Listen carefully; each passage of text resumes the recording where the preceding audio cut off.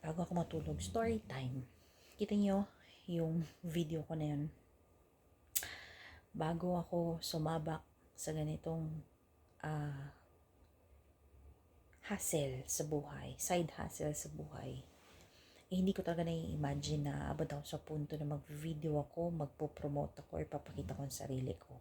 Pero, nung nagkaroon ako ng anak, doon ko talaga naramdaman at doon talaga nagbago yung pananaw ko sa buhay na lahat gagawin ng isang ina para sa anak niya.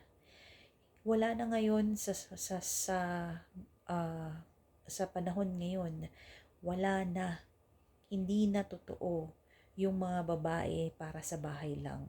Yung mga babae parang ilaw ng tahanan lang. Wala.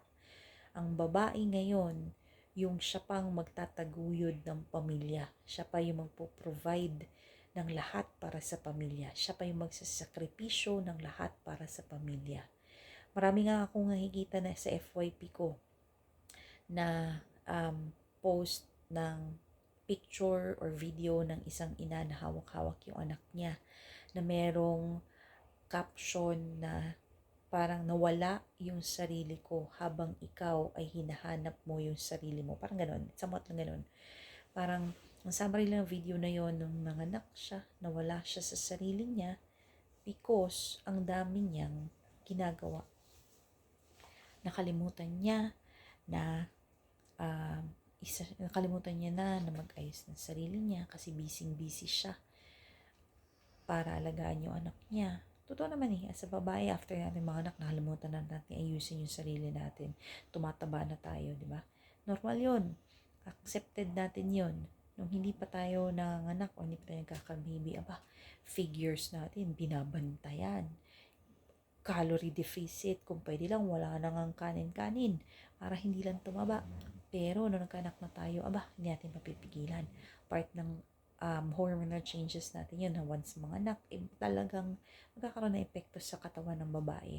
Yung nga, doon sa video na yun, pinapakita na nung nanganak siya, nakalimutan niya na yung sarili niya, samantalang yung partner niya or asawa niya, may time magpapogi, may time magbarkada, may time at all. So, parang bumaliktad. So, parang dun sa video na sinasabing, mas malakas at mas malaki ang role ng isang ina sa pagtataguyod ng pamilya.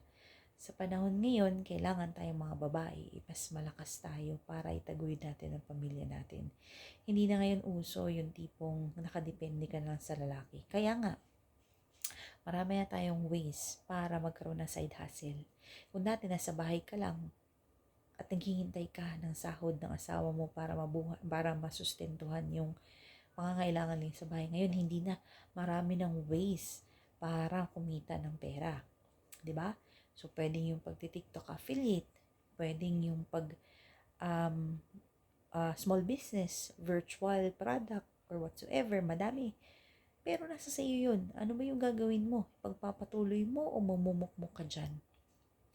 So, trust me, kung umabot to sa FYP mo at ikaw ay pinanghihinaan, bumangon ka, mag-isip ka. Kung ikaw pinanghihinaan, makinig ka sa akin. Isipin mo na lang. Anong mangyayari sa'yo kung pinanghihinaan ka? Char. At ano ang mangyayari sa anak mo kung tuluyang nilamon ka na ng emosyon mo? Of course, ang talo ay ikaw. Sabihin nila, ang lalaki, maraming mapagpupulutan. Ikaw, ano mangyayari sa'yo? Stuck ka dyan sa emotional issue mo.